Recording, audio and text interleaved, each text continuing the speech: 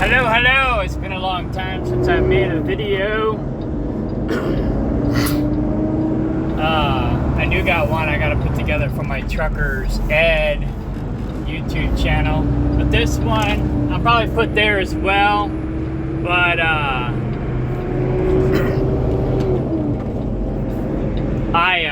mostly making it for my farm video channel and my free food and medicine video channel and whatnot. Anyway, yeah, Marcus Rothkrantz just put out his Happy New Year video, and I was surprised to hear myself in the video on one of the testimonies.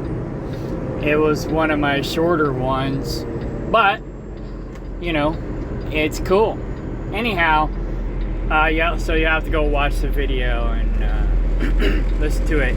There's a lot of other deeper testimonies that actually brought a tear to my eye and made me cry a little bit. But yeah, anyways, so I said in the comments section, and I could have said more because, you know, this is just what I was typing while I was getting fuel, because I stopped to get fuel, and now I'm on the road again. Just can't wait to get on that road again. But anyway, yeah, I said I was surprised to hear myself in your testimonials.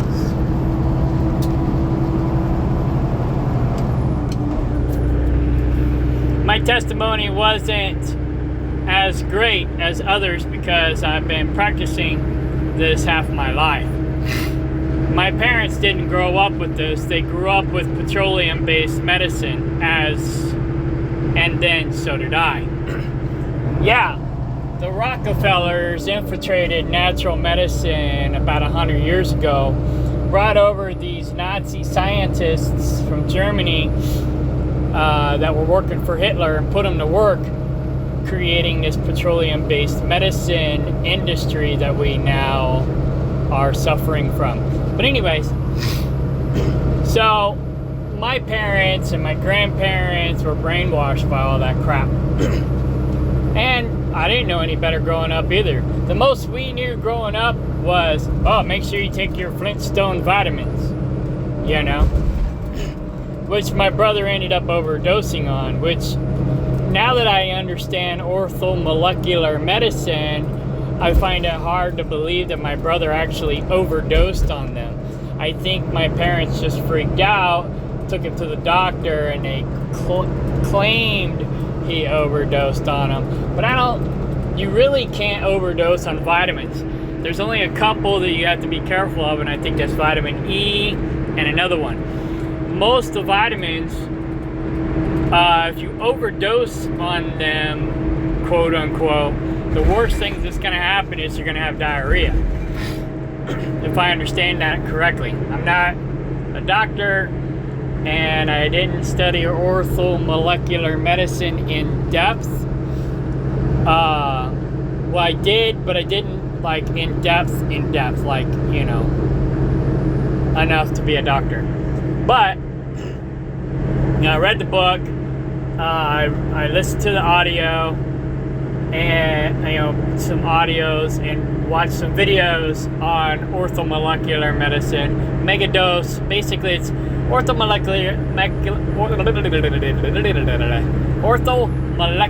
medicine is just a fancy term for megadose vitamin therapy. Yeah. So anyways, they got all these fancy words out there that you don't really need to worry about. You know, it's like when you look at see, and I get in this later in my updated testimony, if you will. But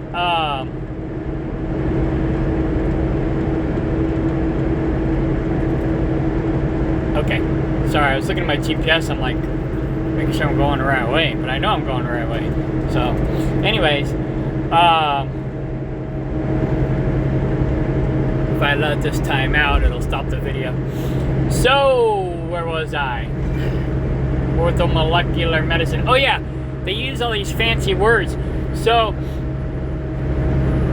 you know, it's like, I see on these advertisements, these people trying to sell you these fancy labeled, fancy pills to take care of some problem for like $100 a bottle.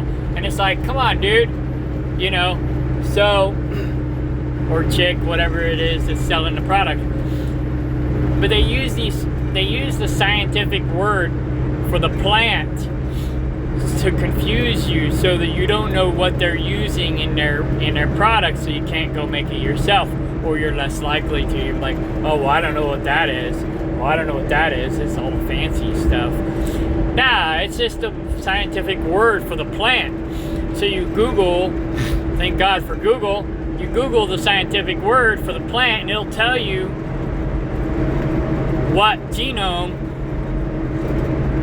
it is. And then you can figure out what product they're putting in, or what ingredient they're putting into the product from there. So it's real easy. They just don't want you to realize or think it's easy. You know what I mean? So I grow a lot of my own stuff, or I'll buy it. I forgot the name of the company that Marcus Rothkranz uses to buy some of his stuff, but I've noticed that he buys it from the company that sells their products in the blue bags, and they're a good company. I have a different company that I use, but that's a good company to buy from as well. I'm very particular about where I buy my herbs, just like Marcus Rothkranz is. That's my easy pass for the way station, because the way station's closed, so I got the bypass. But anyways, a lot of people think we want to go into those way stations. We don't. My grandma always thought that we wanted to go in there because there was a long line of trucks to get in there, and we were always like crammed to hurry up and try to get in there. She thought we wanted to go into the way stations. I'm like, no, we don't have a choice. If we run the way station, we'll get a ticket. She's like, oh. That's on my dad's side. I was the first of that generation to drive truck. Then my dad ended up driving truck. But see, my mother grew up in trucking, farming and trucking. So that's where I get my blue collar roots from. My dad's side of the family was white collar. My mom's side of the family was blue collar. And so that's where I get my blue collar roots from, is my mom. But anyway, so I said my testimony is not as great as others. Okay, yeah, blah, blah, blah. So, yeah, I grew up with petroleum-based medicine. I didn't even realize the Rockefellers did all this stuff until like a year or two ago. Because I'm also a freedom fighter, 3%er, a red pill guy. And so I'm constantly doing homework and research on different things, you know, trying to be awake. Not woke, but awake, you know. And there's only so much I can talk about that before YouTube would shut me down, so I can't say too much. But, speaking of which, like this C word that we're not allowed to talk about, otherwise we'll get censored. My mom's never got it. You know, this whole pandemic, my mom never got sick. Well, she got sick, but she never got the C word. And she also never got the V. You know, we're not allowed to say the V word either. They're pushing the V, trying to get us all V'd, and trying to use the C word to scare us into getting the V. You know, and now we gotta speak in tongues or they'll censor us. It's crazy. But anyways, yeah, I didn't even know about the Rockefellers until like a year or two ago. I mean, I knew about them, but I didn't know about them and their history with petroleum-based medicine. I found out about that through an Indian guy who basically has been doing natural medicine his whole life. And we'll get into that, because that's some of the people that I learned from. Alright, so I was born in 1974, started getting into natural medicine in the 90s. And I'm healthier now than I was in my 20s, and that is a fact.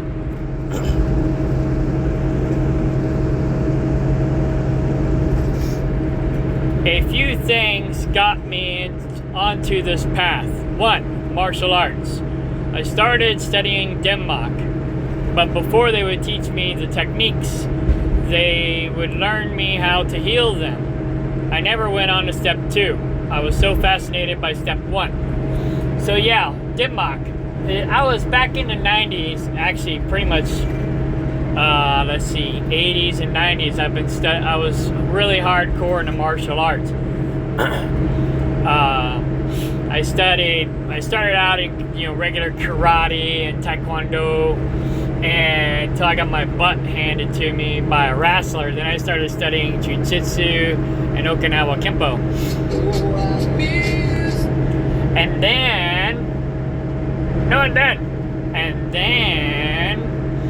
I got into monkey martial arts and some other stuff. And then I started getting into Dim-Mak. And Dim-Mak is the art of death touch. But before they would let you learn death touch, you had to learn how to heal a lot of these things. Because if you're practicing, you're sparring with your buddy, and you accidentally do something to mess them up, you gotta know how to fix them. Or fix yourself if they hurt you, And this is disgusting, but that's when I learned that you can use cockroaches for healing power. And it doesn't surprise me, because cockroaches are impervious to everything, right? But they weren't your everyday run-of-the-mill cockroaches. They're like wood roaches that you find out in the wild. So, but yeah, the first blend that they taught me had cockroaches in it. I was just like, oh, that's so disgusting, because I hate cockroaches. I loathe cockroaches. I don't even remember everything else that was in the blend now, because I'm focused on the cockroach. I have to go back and learn it again. But that was like 25 years ago. But anyhow, the other two things that they used was beeswax and honey. And honey is a natural antibiotic and a natural antiseptic. And then they use the beeswax as a coating to kind of protect it. So you can store it in your medicine pouch.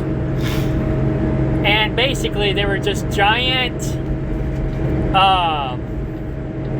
chewable homeopathic remedy balls. And there's other remedies, but that was the first one I learned. That's the one that stayed with me. And like I said, it had a bunch of herbs in it, but the main thing I remember is the cockroaches, the honey, and the beeswax, But anyways, funny story. Gross, but funny. So, I can honestly say I haven't made it since, because of the cockroaches. But there's other things, and I don't do Dim-Mak either, so I don't really need to know it. But I mean, that was like, if you can heal internal bleeding with herbs, that fascinated me. I was like, whoa. I couldn't believe it. It blew my mind.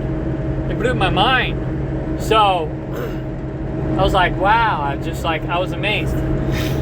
And so, that was probably the first thing that really got me on my path. About that time, so I started getting into herbology and stuff. And then, about that time, my wife was a model. And I got into that later down here at the bottom. But we were at a modeling shoot, and I was bored. I was sitting there thumbing through the magazines, and there was this cologne I liked. And so I rubbed it on, and I broke out in hives. So on our way home, I wanted to stop at the herb shop and see if there was a natural remedy and a natural alternative for colognes. And that's when I discovered aromatherapy, and I've been doing aromatherapy since. And the funny story with that was, you know, he showed me all these oils. And I'm like, wow, because it's like 3 or 4 bookshelves of just different essential oils. And there's more than that even. But he just had, this is a fairly large herb shop, right?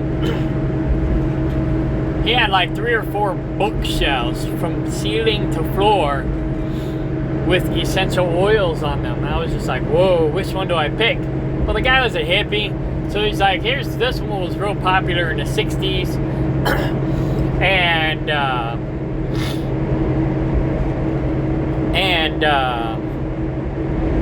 So I smelled it and I liked it and I started wearing it. Well, I was working on the railroad at the time, and all the railroaders told me, all the other railroaders told me, said I smelled like a dirty hippie.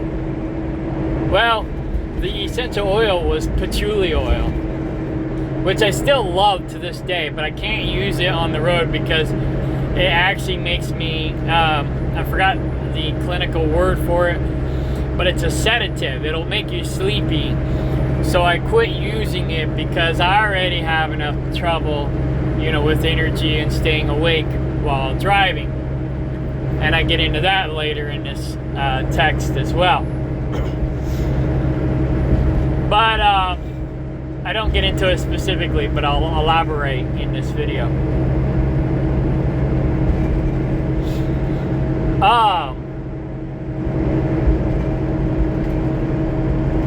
Sorry, I lost my train of thought.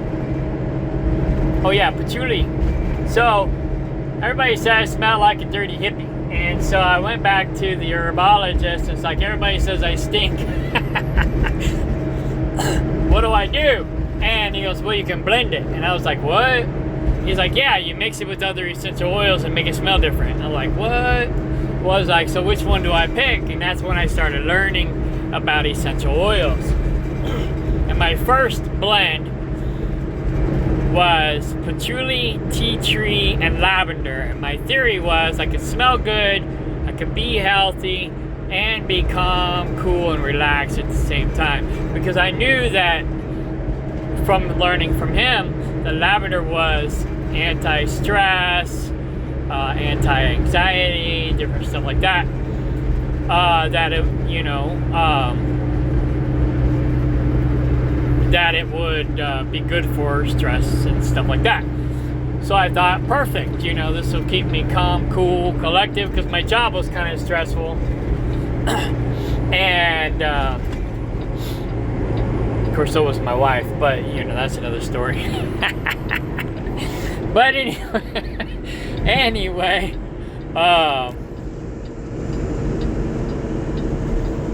yeah. So I can smell good, I can be healthy, because tea tree was a natural antiseptic and disinfectant. I was like, boom, bam, bam, bam, it's a win-win. And some people still didn't like it, but most people did. And so I wore that for years. I only recently quit using it. And it sucks, because I love patchouli. Love it. But anyway, I got some really good aged patchouli. Oh my goodness. And it's even more aged now because I've been aging it myself. I bought it 10 years ago, and now it's even 10 years older than it already, well, yeah, than it already was. And then the patchouli I had before that even is now aged. And so I've got some, like, I've got 3 different types of really powerful aged patchouli that you would die for if you love patchouli. I need to go ahead and buy some more aged patchouli and start aging it as well, because oh my gosh, oh my gosh. I mean, the older stuff I'll probably keep for myself because I'm selfish. But you know, I'll sell the other stuff. In fact, I'm gonna be probably opening up my aromatherapy again here soon as well. After my divorce in 2012, I kind of put everything on the back burner as far as my aromatherapy goes. I've had some people who said they wanted to help, but they never did. So it's still on the back burner. But eventually, I'll get doing that again. I still help people who want, who need it. But I'm not like doing it gung-ho for the public right now. But one of these days, Alice, one of these days. But maybe when I retire, maybe when I retire, I'll do that more full time. And because I tried all these different projects to get me out of trucking, because it's a love-hate relationship I have with trucking. But I tried all these things to get me out of trucking, and nothing really pays the bills, or I didn't like it, So it was like I either didn't like it enough, or just didn't pay the bills enough, or like tree trimming, is seasonal. I'm really good. I'm a really good climber. I'm a really good tree trimmer. People say at my age I need to not be climbing and trimming trees, but I do it to keep myself in shape, because I'm a truck driver. But and the farm as well helps. But chasing goats, which I don't really chase them, but I say I chase goats for exercise. You're not really supposed to chase them. But anyways, and I don't. I did last year because I was uneducated and they were sick, and I had to catch them in order to medicate them so that they wouldn't die on me. And now that kind of scared of me. So I'm trying to get them to warm back up to me again. But I'm also working on a better corral system so I can corral them better.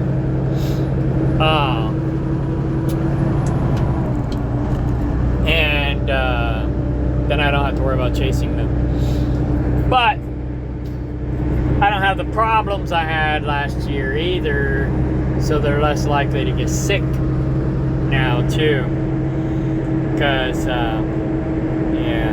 that's another story I don't want to really get into. I'm trying to be positive, not negative. So, just be careful who you rely on. I'll just leave it at that. Some people are reliable, some people are not. Alright.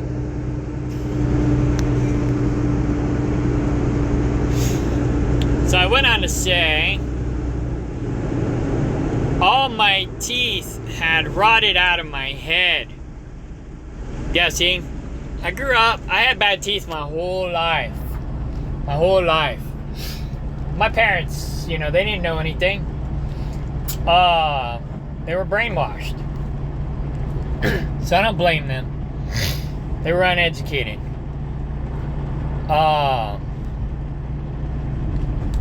2 or 3, actually, 3 things contributed to my bad teeth problem.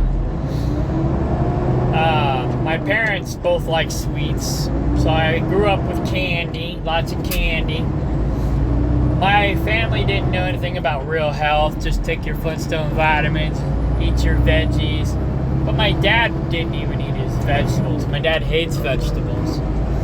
And so only my mom was a vegetable eater. So I grew up not being so much of a vegetable eater myself. And my mom, my dad, they love sweets. So I grew up with sweets. And that's part of the problem. Then my dad was in the military. So the military dentist, they just put lead fillings in our mouths. Or whatever that was. I think it was lead. And that just didn't help.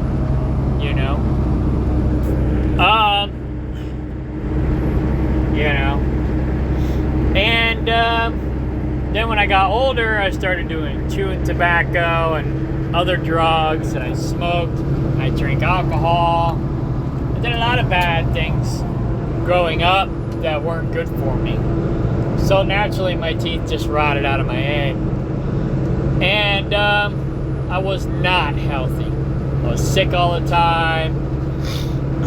You know, and having bad teeth will only make you sicker because, you know, they're basically putting toxins into your bloodstream. So I was sick all the time. I was just like scrawny, sick all the time. Now, I got into natural medicine in the 90s, but, you know, I was just getting started. I didn't know much, you know. So all my teeth had rotten out of my head. Had to get them all pulled in like 1996, 1997. I can't remember if it was before or after my son was born. But it was in Arkansas. And I think it was after my son was born, so it could have been 97, 98. But anyways, it was around that time. The pharmaceutical painkillers made me so loopy I couldn't work, which was true. Yeah, I was running into things. I was falling asleep on the toilet. I mean, I was messed up. Okay. Let's see here. So I went to the herb shop and got a Yucca blend that helped lower my dependency on the drug. So I still took the pharmaceutical, but I lowered my dependency on it. And I got on other herbs as well. And I said that I was taking other herbs at this time.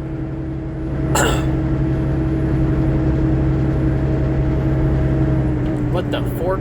Idiot. Just pull right in front of me in foggy situations. Smart. Luckily, I'm paying attention.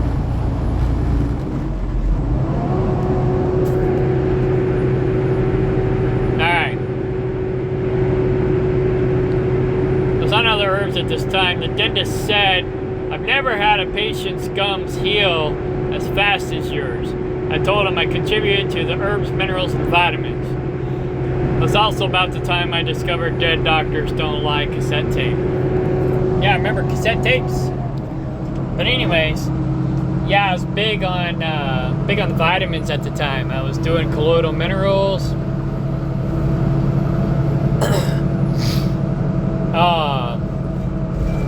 So I was hardcore doing colloidal minerals. I was doing some herbs, but I was mostly hardcore colloidal minerals at the time. And then I was also doing the aromatherapy at the time as well, I think. Yeah.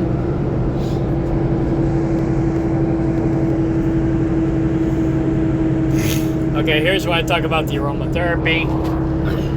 I said before that was the Dim-Mak experience. Around that time, my wife was a model. I was with her at one of her modeling gigs. While waiting and thumbing through some magazines on the table out of boredom, I found a cologne I might like in one of the magazines. I opened a sample sticky thing. That was back when they had those sample sticky things. I don't even know if they have those anymore. Rubbed it on my wrist and immediately broke out. So I went to the herb shop, and that's when I discovered essential oils. Been doing aromatherapy since. So yeah, I already told you the long version of that.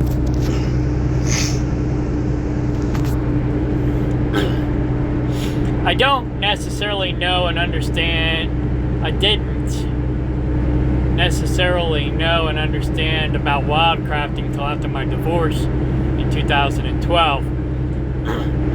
That's when I went off grid and started experiencing it firsthand. I now have a website, social networks, and databases promoting this and all of the above. So yeah, which most of you probably already know that. Yeah,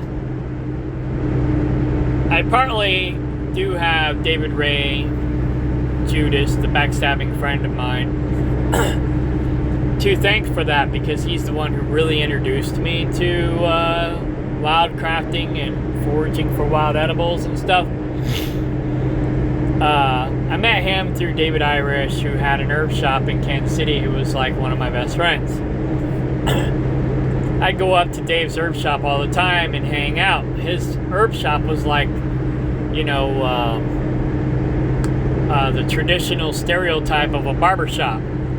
You know, he had a lounge in his herb shop where people would come and hang out. And we'd talk about everything, all kinds of stuff. Conspiracy theories, conspiracy facts, natural health, gardening, the whole 9 yards. It was awesome. I think more herb shops need to have that. And if I ever do open up an herb shop or an aromatherapy shop again, I will have that in mind. So anyway, just a place to hang out and shoot the shit, talk about the things we believe in, and share our wealth of knowledge and wisdom. You know, may not be 100% on point, but hey, it'll point people in the right direction, you know.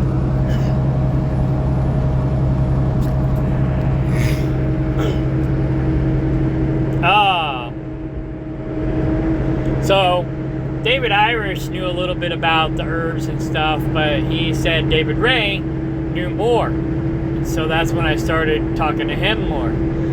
Then I went, after my divorce, I went off the grid. Project I've been wanting to do since I was in my 20s anyways. And then David Ray was getting kicked off the family farm. And now I understand why, and that's one of the many of the reasons why I got rid of him. But nonetheless, he was getting kicked off the family farm, and he needed refuge, and so I brought him down to where I live, which you might say was a mistake. You know, there's been some blessings and there's been some curses, you know, with that whole experience. If I was to do it all over again, would I? Hell no. But I've learned from it.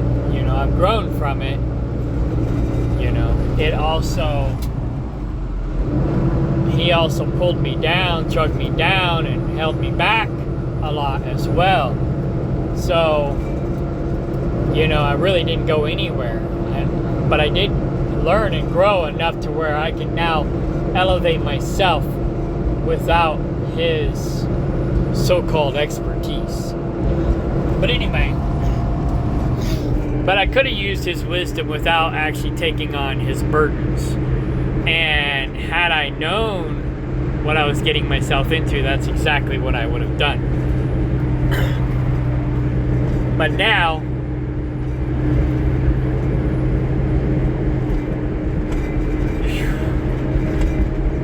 I don't even know what now I'm having endless problems because he's got, you know, going around smear campaigning me and sabotaging me and doing all kinds of things to hurt me when I did all these things to help him, and all he done is stab me in the back. So would I do it over again? No. But be careful who you help and how you help them.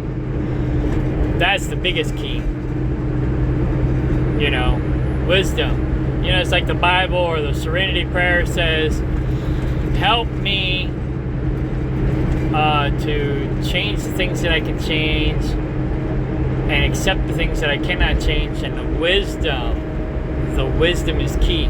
The wisdom to know the difference. So it goes in, the wisdom is also in helping people. How do you help people without hurting them and yourself? You might help them in the short run, but how do you help them in the long run without hindering yourself? Because I gave this guy hand-ups, but he took them for handouts, and then punished me, or tried to punish me, when I took them away. And it's like, it's like, how do you help somebody without hurting yourself? So, and it's still hurting me, because he's still trying to punish me for taking away the handouts that were not supposed to be handouts in the first place. It's crazy. People are insane. So you gotta be careful. But anyways, I don't regret helping people. I just regret how I did it. And I regret doing it at my own expense. If that makes sense. So anyways, so I've learned a lot.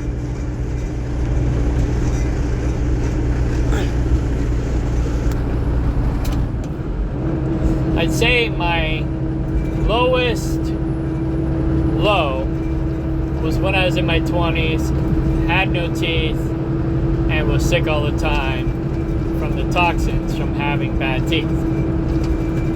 Since I started this journey, I've rarely been in a hospital or doctor's office in the last 20 years.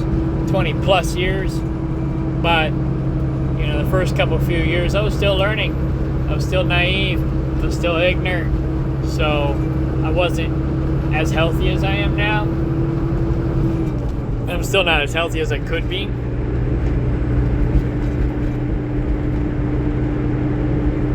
I've saved myself, and as you say in the video, others, thousands of dollars. Yeah, I never really thought about other people and how much I've saved them by not being dependent on the system. But yeah, like you said in the video, me not being dependent on the system saves other people thousands of dollars. If not millions.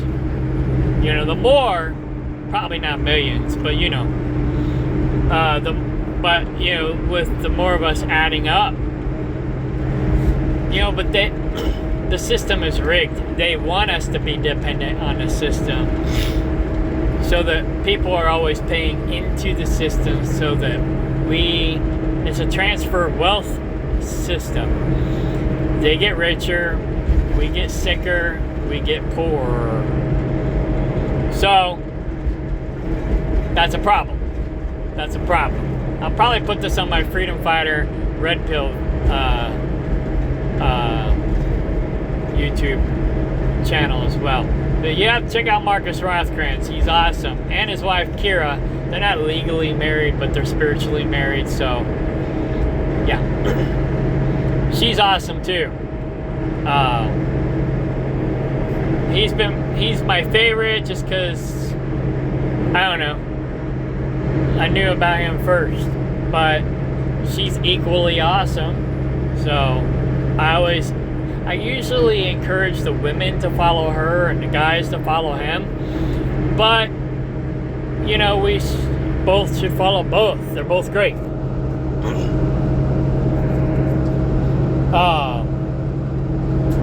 Anyway,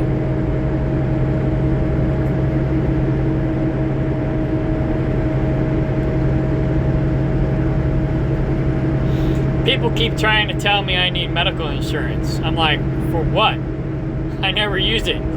Yeah, come on. I was like, when I started this company in November, I looked over the insurance plan, because I am getting older. I might need it, maybe, for emergencies. But, two things. The monthly bill's $500. $500. That's over $5,000 a year on something that I'm not even going to use. $5,000. Actually, it's like $6,000. $6,000 on something I'll never use. That's crazy. I complain about identity theft protection program. Just take the RFID chip out of your debit card and you don't need identity theft protection program. What do you You know, that's only $200 a year. But that's a scam also, you know? I just take the chips out of my card and save me $200 a year. Well, why am I going to spend $6,000 a year on something I don't need? You know, when I'm already doing the preventative. It's crazy.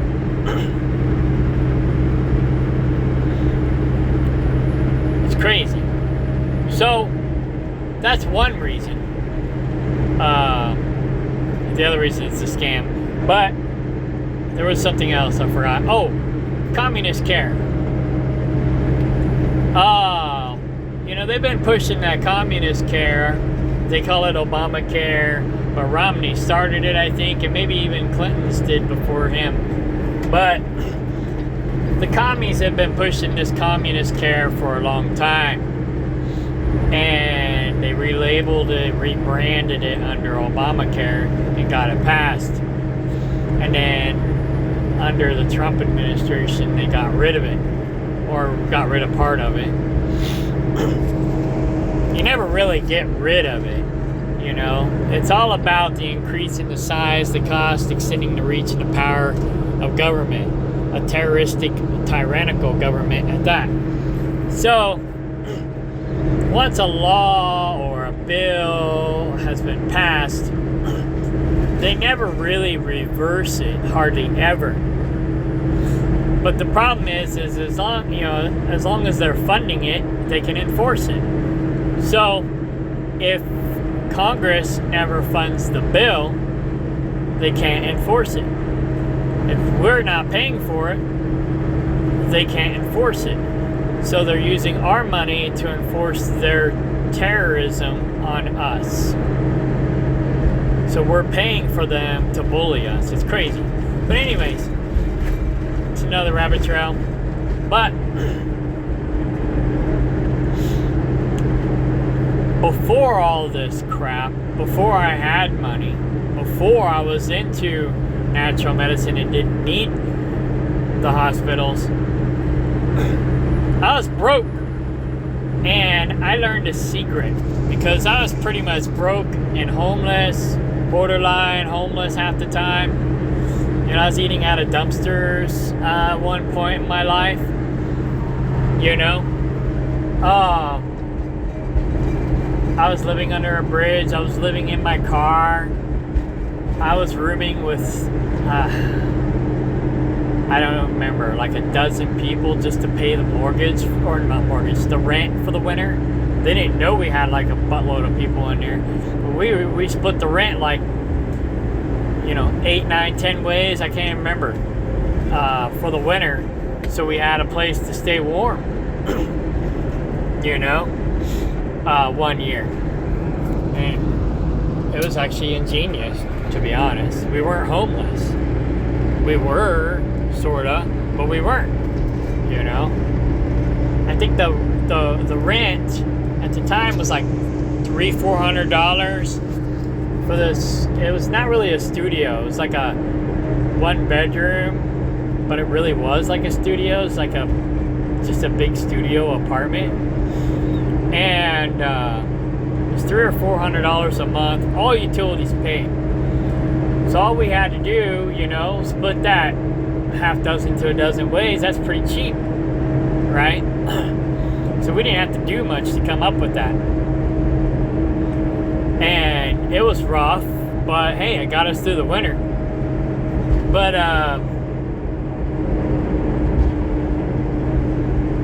and by the end of the winter, pretty much everybody dispersed except for my brother and I. My brother and I got back on our feet through the winter, and then we was able to afford the place on our own. And then later my brother left and I stayed there by myself. So yeah, I mean that was another low. That was another part of the lowest that I was at in my 20s. My 20s was probably the lowest I've ever been. Except for maybe my divorce, my last divorce. I was emotionally pretty much at one of the lowest that I've ever been, which is why I'm still single. I just don't think I can get in another relationship. But Who knows? Maybe one of these days we'll find the right one, but probably not. Anyways, forgot where I was going with that. Oh, communist care. So,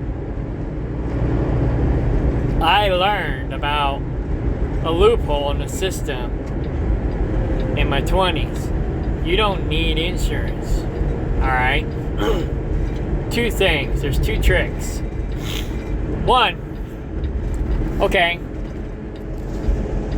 if I was to want to rely on the medical system right now, why would I pay $500 a month for medical insurance when I can go to a public hospital, maybe a private one as well, but I can go to a public hospital and tell them that I'm self-insured, and they'll automatically give me basically 80% off. Automatically. I knew a guy, my former realtor, he used to do this. He'd go in, he taught me this. This I only learned about 15 years ago. 10, 15 years ago. 2007 to be closer to exact. 20, 30, 40. I'm almost 50, so in my 20s, that was almost 30 years ago. Well, yeah, actually it was 30 years ago. But anyways,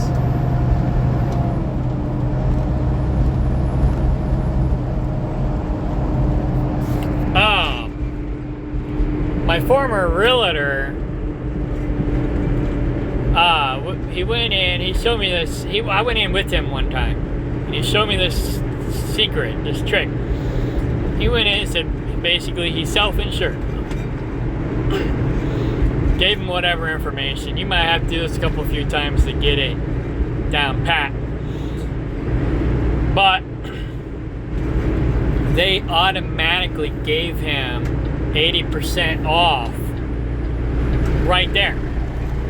Basically, being self-insured, he only had to pay 20%, give or take. And he didn't have to worry about paying the $500 a month insurance bill.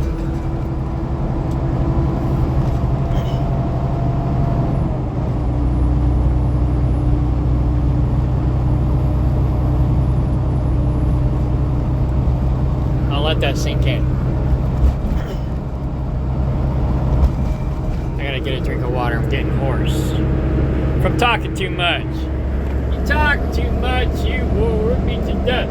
You talk too much, blah, blah, blah, blah, blah, blah. You talk too much.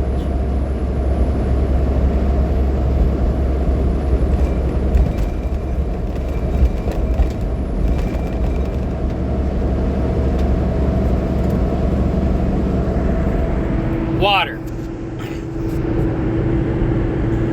None of us drink enough water for the most part. We should be drinking,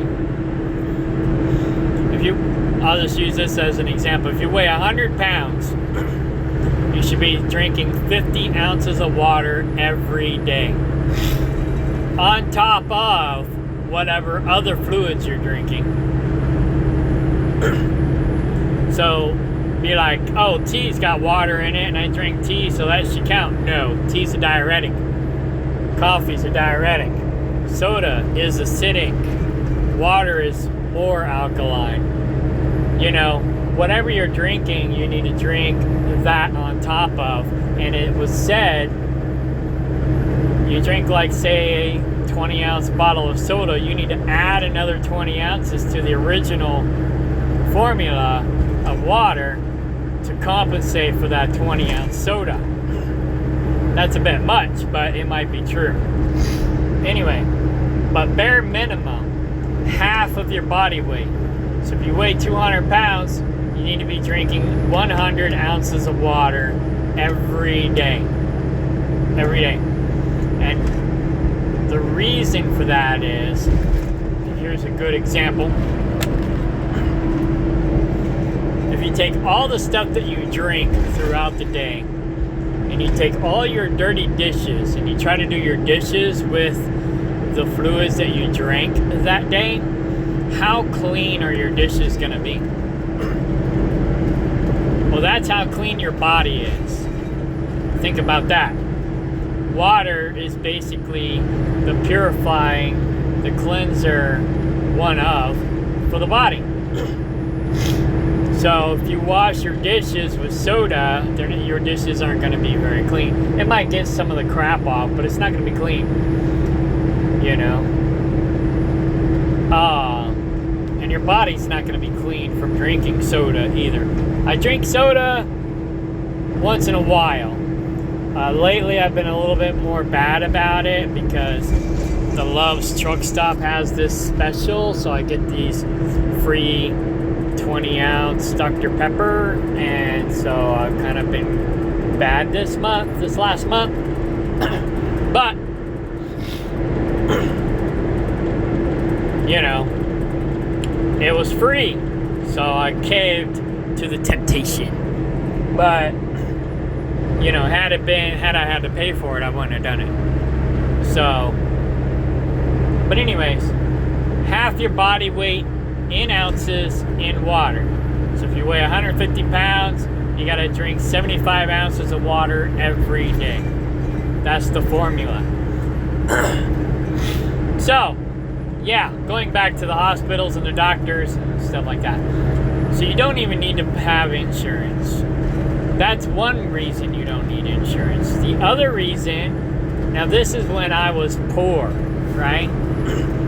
I learned that if you go to a public, remember I said public hospital, and you cannot afford to pay the bill, they cannot force you to pay it, and they cannot put it on your credit.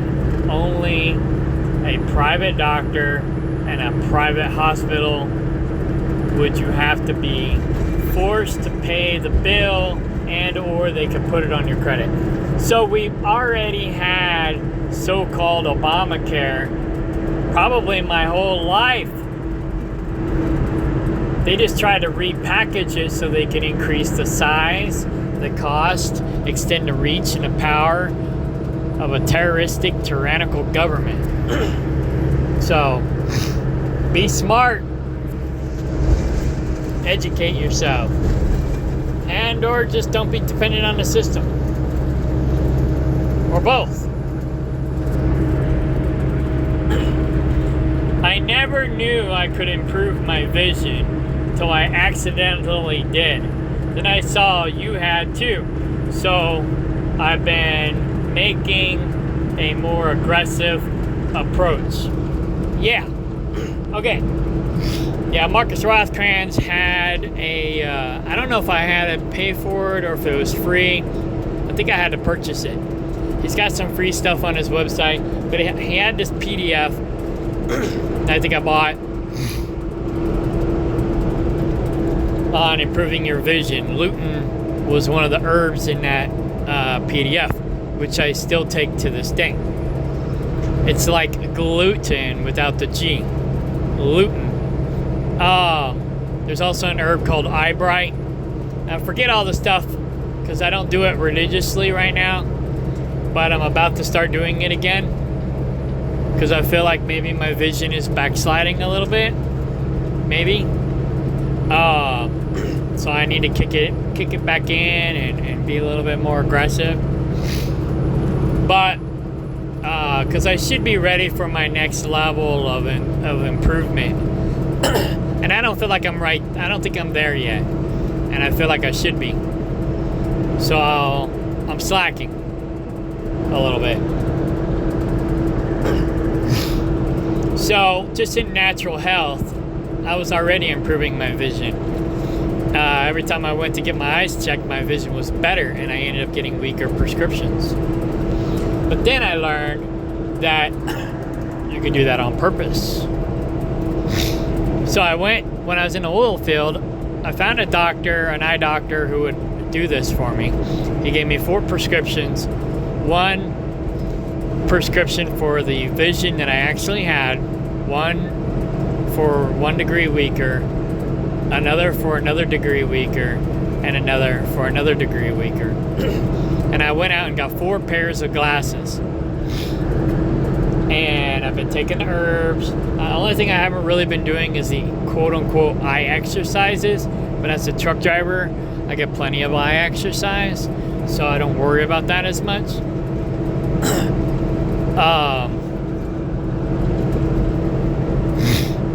Because I'm always having to look around and focus and pay attention to what's going on around me. So I don't do the eye exercises so much, but I do take the herbs, not as religiously as I should, and I was, but I will be again here shortly. And the other secret was decreasing your dependency on the glasses. So when you go to the doctor, the eye doctor, usually they'll give you a prescription for 1 degree stronger than what you really need. Well, what that does is it makes your eyes more dependent on the glasses, and it makes your eyes weaker. So what you need is to get your prescription to exactly what your vision is, and or 1 degree weaker, which is what I did. So I got 4 pairs, 1 at the prescription that I actually needed, not 1 degree stronger, the actual prescription that I was. And I got 3 more, 1 degree weaker each step, right? I'm on the 3rd pair now. I'm trying to transition or graduate to the 4th one at this point. My vision at the time, if you look at people that are, I think they call it nearsighted, people who need reading glasses, they go by a point system: 1, 1.25, 1.5, 1.75, 2, 2.25, so on and so forth. I can't remember which one's which, positive or negative. Well, for farsighted people, or the people who need their glasses every day, all day long, it's the same way, but the opposite. So 1 is positive, 1 is negative. So all you gotta do is go to like Walmart or whatever, go to the pharmacy section, look at those prescription glasses that are hanging on those display cases, and see which one it is, and then you'll know that the other one is the other way. It's too bad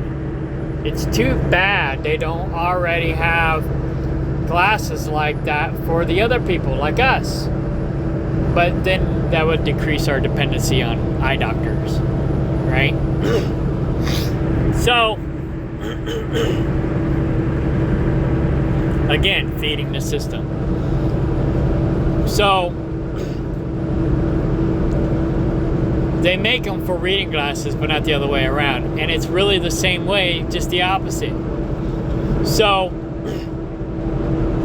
I'm curious if I could take those reading glasses, turn them around and wear them backwards, if it would be the opposite. I just thought of that. I'm gonna have to try that.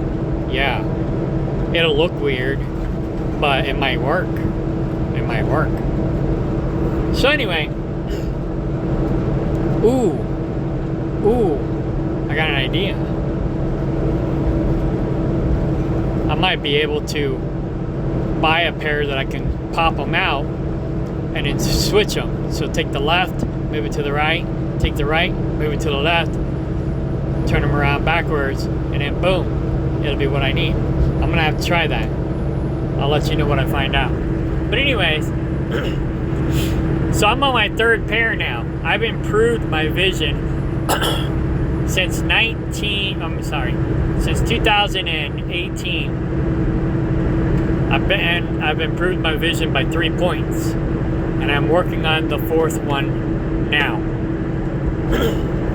Once I get that one, I'll be 4 points away from 2020.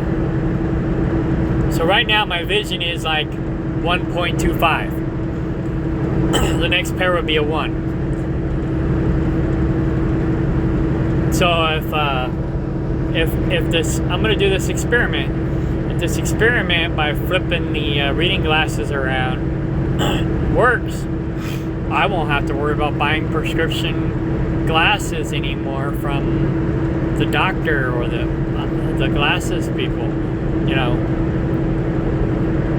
crazy. I mean, it's not expensive. It's only $100, but well, I go the cheaper route. So it cost me $100 for the exam, and then I get kids glasses.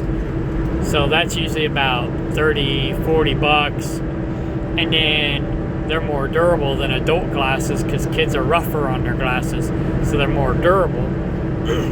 So I get a better quality pair of glasses for cheaper, and then I spend the money on the actual lenses. You know, I get transition and whatnot. Marcus Rothkranz discourages transition, but I still like them. But anyhow, so that's that. Yeah, I've been improving my vision. And real quick, I have a database over here.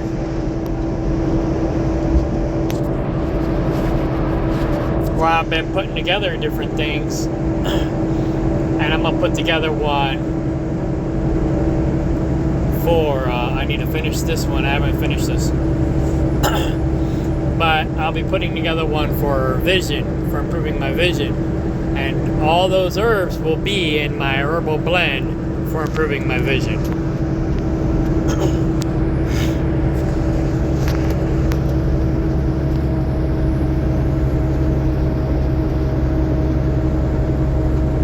So, I got a long ways to go, but I've already done a lot.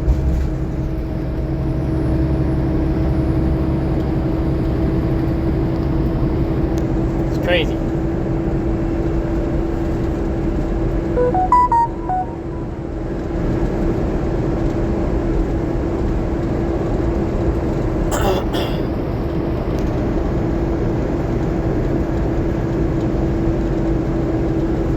So yeah, I love this database. It's called The Brain.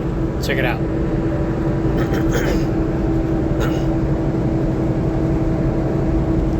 I'm not 100% vegan, no. I tried to be. I just don't know that I can be. I mean, if I had to kill and process my own meat, I'd probably become a vegan pretty quick, or hang out with someone who did do those things. I do try to still eat. Oh, shoot, I almost missed my exit. Why is. Oh, my volume's turned down. I was wondering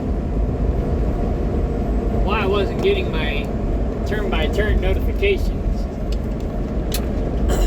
I accidentally turned my volume down when I tried to do something the other day. My GPS was acting up, and I tried to do a hard reset, or not a hard reset, but kind of like a shutdown and restart, because it was freezing up on me. These new truck GPSs are like tablets.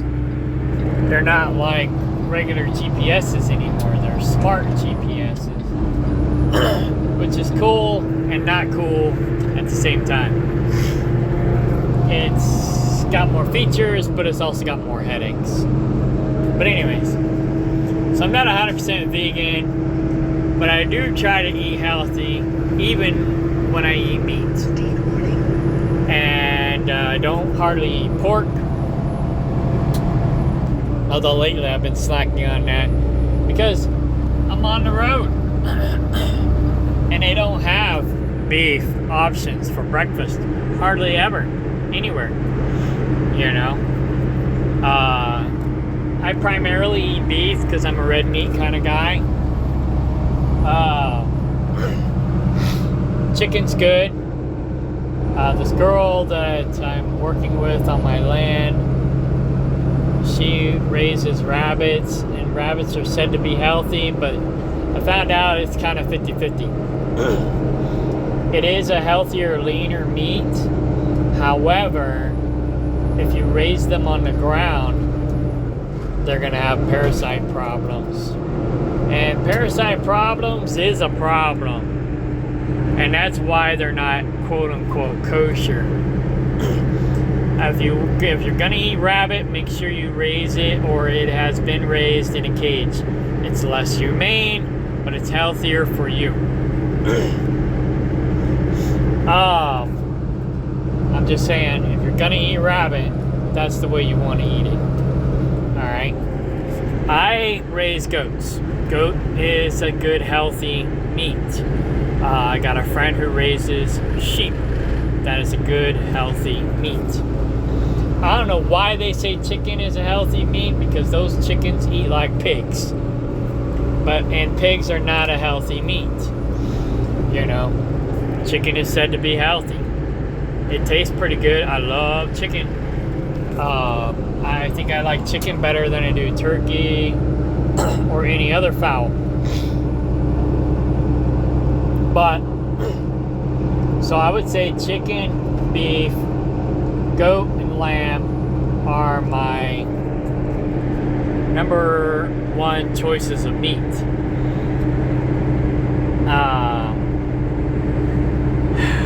If I'm desperate or I don't have a lot of options, or if I'm at a gathering where other people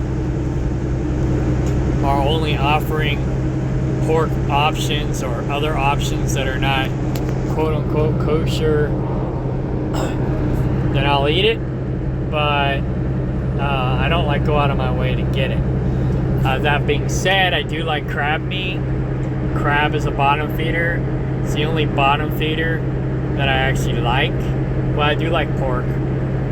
Certain parts of the pork I do like it, but I don't really go up. I don't really try to eat it.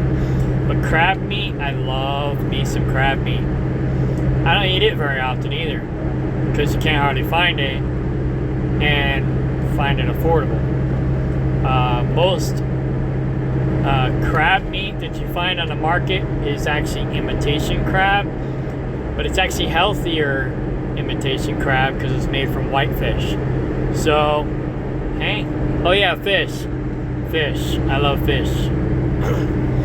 I don't eat a lot of fish. I should, but I don't. I do like fish oil that's not vegan. I do emu and ostrich oil when my aromatherapy stuff. That's not vegan. So there's some things I do externally and internally that's not vegan friendly. But I'd say I'm probably 75% vegan. Maybe. I used to be, for sure. Probably more like 60% now. But I love beef. I'm sorry. I don't think I'll ever give up beef. That's just me. But, you know, I don't knock vegetarians, you know. It's like these, or vegans. It's like in this video, he's talking about don't be a hater. There's a lot of these people that call themselves ethical vegans, which I call unethical vegans because they're haters. They go online and attack people who are meat eaters and basically treat them like trash.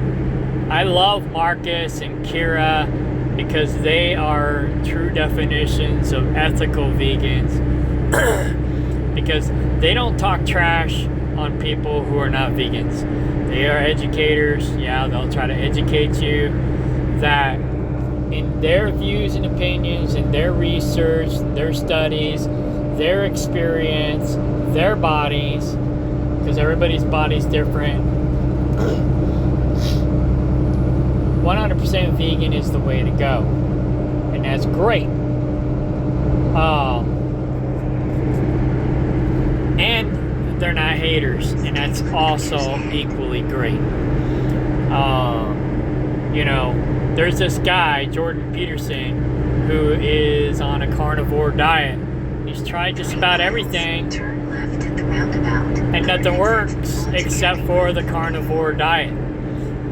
He was unhealthy until he got on a carnivore diet. Him and his daughter both. Now they're healthy. You know. So, I don't know. I don't know. You know, everybody's different. But I think, for the most part, women especially need to be more vegan, plant-based. Men, see, this is what I learned. Back in the day, men were the hunters and women were the gatherers. Women would go out and gather the fruits and berries. Men would go out and hunt the game. So our bodies naturally evolved to where women were more naturally prone.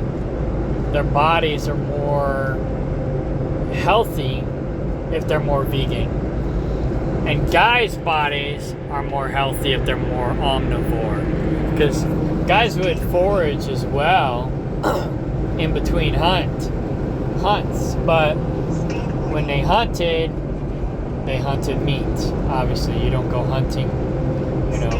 Like, what's his face did a video hunting a vegan turkey.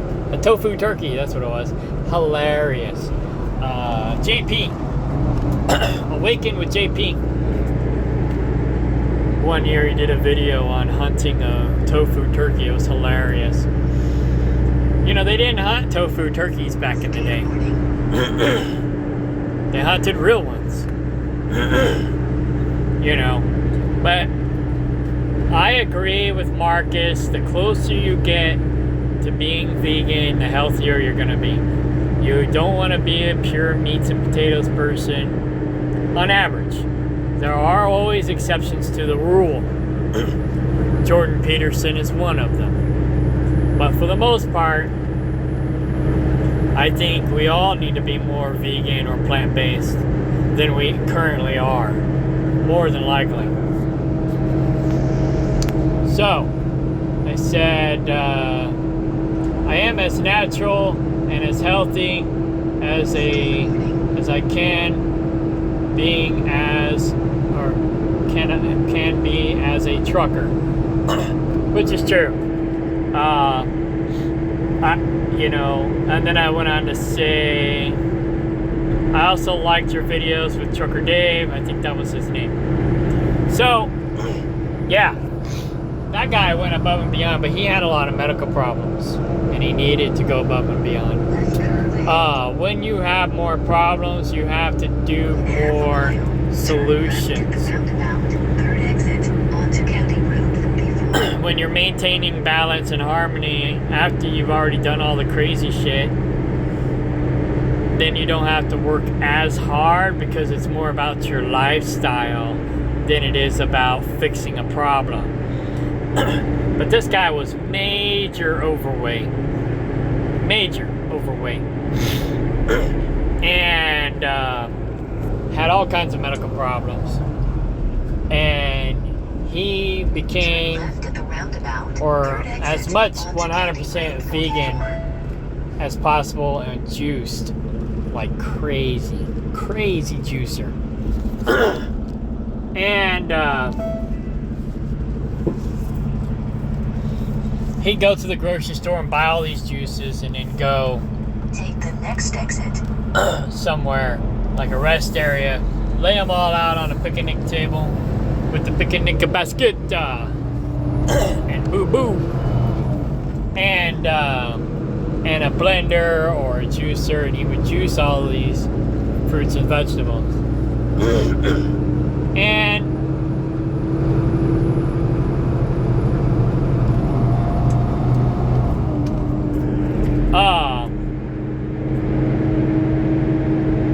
And it helped a lot. He reversed his diabetes. He reversed some of the other problems that he had. And he lost a lot of weight. And I think he wasn't supposed to live past a certain time But then he ended up living a lot longer, which is notorious for people who get away from the blue pill brainwashing bull crap and they go red pill and start taking their lives into their own hand. And, you know, and actually living their life, you know, to the fullest, to the max, to the best. You know. But we can't have population control with people being healthy and living longer. 3 miles. You know. Go right on to County Road 40. So, yeah, it's kind of a double-edged sword. The healthier we are, the longer we live, the more people we have in the way of our utopia.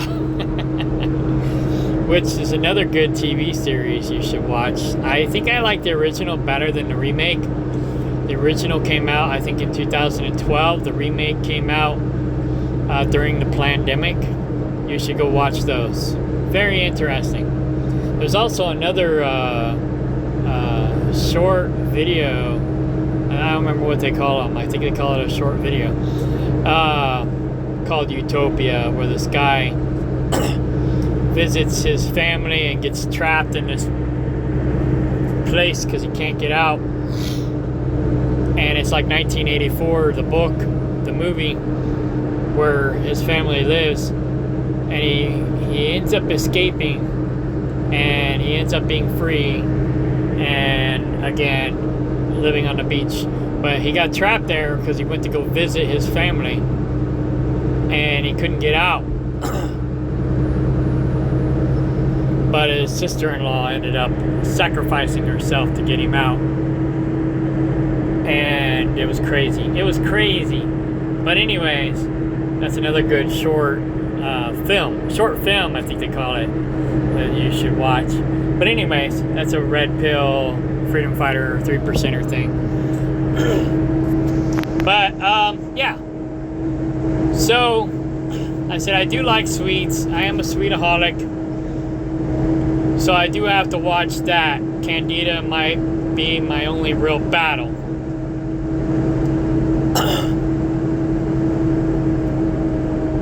I also bought your happy herbs that you discounted in bulk. So I would have enough. Yeah. Recently he quit producing them. Because people weren't buying them. And they work. Well, I don't know how well they work because I don't take them religiously. I put them in with my energy herbs. And I take them at random with my energy herbs. So I figure it helps, you know. But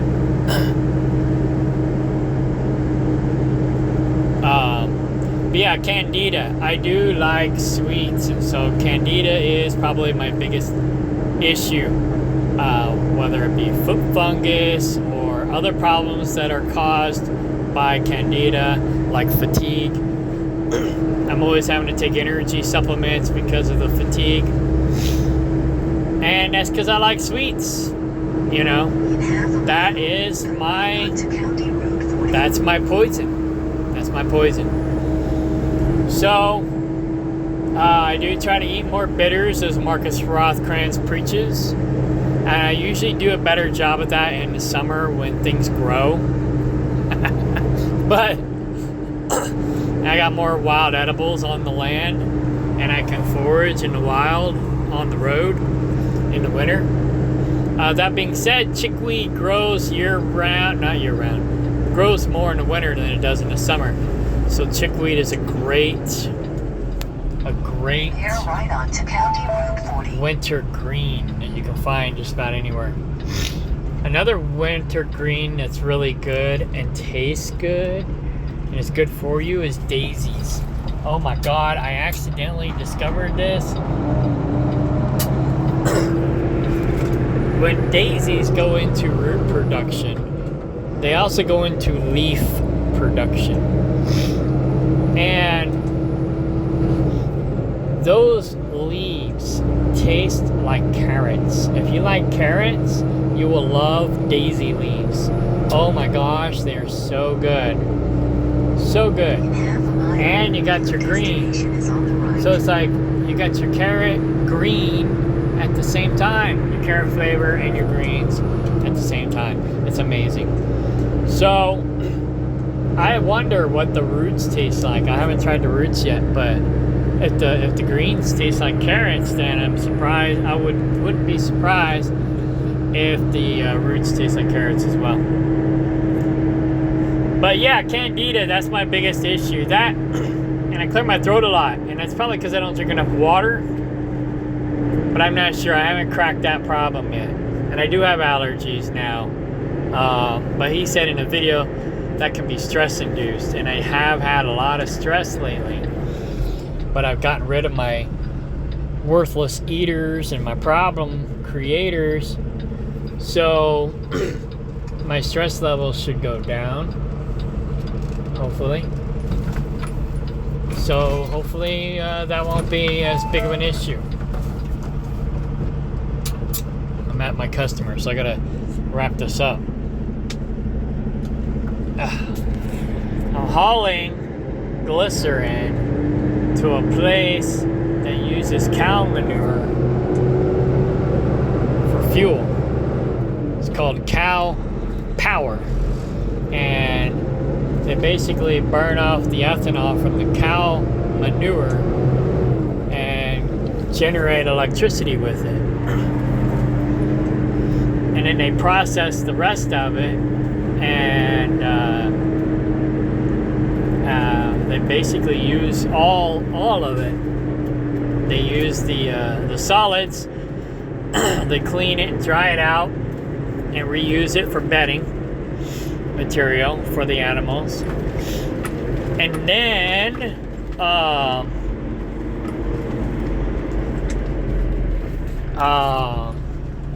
the liquid gets turned into fertilizer, which they put back on the plants.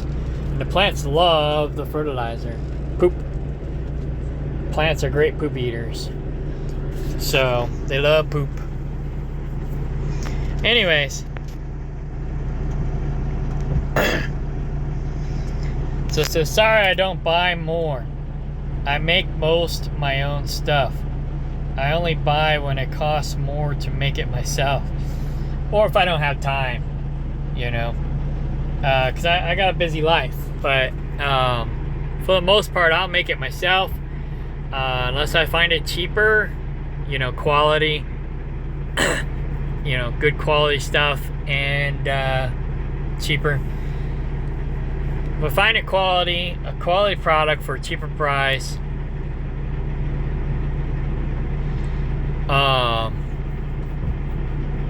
Then I'll buy it. Or if I'm just too busy. But even if I'm just too busy, I'm kind of a cheapskate, so I'm a tightwad, whatever you want to call it. So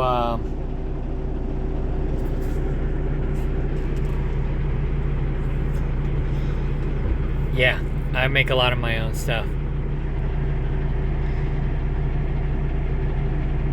I also got your book a few years ago, did a podcast on it for about 2 years, which some of you are familiar with that. I'm trying to grow everything in the book that grows in Zone 7 on my land. Thanks to you, I discovered cherry fruit and now have 2 cherry trees on my land.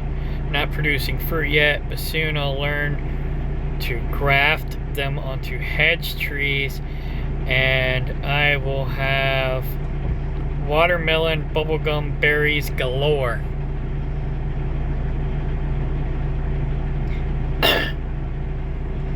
Thanks again. I promote you as much as possible. Keep up the good work.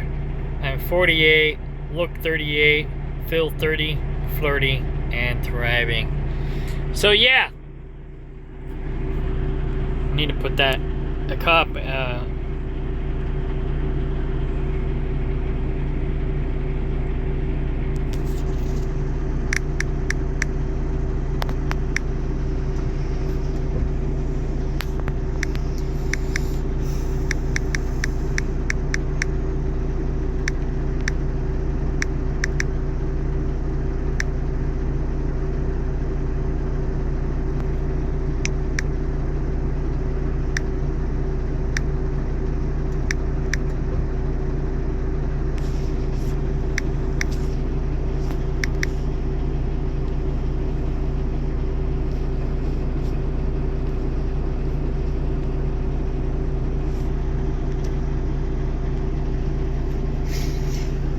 So yeah, yeah. Basically, I've got 35 acres. I'm about to have 55 acres that I'm basically turning into a food forest, and I'm raising goats. But hey, you know, the goats help keeps most of the weeds down so that they're not taking over. And then I have certain stuff that I want to grow in certain places protected with fencing, and the goats can partake in whatever grows outside that fence, and then whatever is inside the fence is for me and or to reseed so that it comes back next year. So there's some things that I'm doing. I'm also learning drought resistant farming in different ways to where I can I could be out here on the road and not have to babysit the plants in order for them to grow. I'm even working on a way to have chickens and not be home all the time to have to take care of them. That's going to be harder. If I can accomplish that, I can accomplish anything. But, yeah, basically, I'm already halfway there. I got my chicken mansion built. I've got an automatic feeder. Really, all I got to do is put in an automatic door, but I got to get my solar panel system set up so I can get the automatic door set up. And then I got the automatic feeder already set up. And it runs on battery, but I can hook it into the solar system. And then it's not dependent on the battery anymore. I'll be set, you know. And then basically just program the door to close at sunset, program the chicken feeder to go off before sunset. Chickens come home for the food, the door closes behind them, boom, everybody's in. And if somebody don't come in, well, win some, you lose some. Anyways, I gotta go and I gotta deliver this load, but yeah. Follow Marcus Rothkranz and Kira. They're amazing. Follow my stuff. All my stuff, my free food and medicine stuff is free. I think I got a donation tab somewhere. But it's all free. And I promote other people to carry the torch. You know, basically I'm using Marcus Rothkranz's name, Free Food and Medicine. But in a sense, I'm kind of carrying the torch. I'm doing everything for free, as much as I can anyways, for free, because it's supposed to be free food and medicine, God's medicine. So, you know, if you want to help, if you're on a different social networking platform or different group or whatever, and you want to help, create a free food and medicine platform, share it with me, I'll join, we can do it together. I would love for Marcus Rothkranz to come and help me, help him, help everybody else, but he's already busy enough anyway. So, you know, we need to spread the message. I've got a Facebook that I share information on. It's a Facebook group, so you can go there and join. I've got a MeWe group. I have a locals group, which isn't active at all. I got a Discord, which is fairly active. That's my most active location, is Discord. I was doing the podcast. So, freefoodandmedicine.org. If you create a free food and medicine platform somewhere, let me know. You know, I'll put you on the website or something. You know, teamwork makes the dream work. You know, we're in this together, and we gotta fight Big Brother. So, all right, I gotta go. Bye.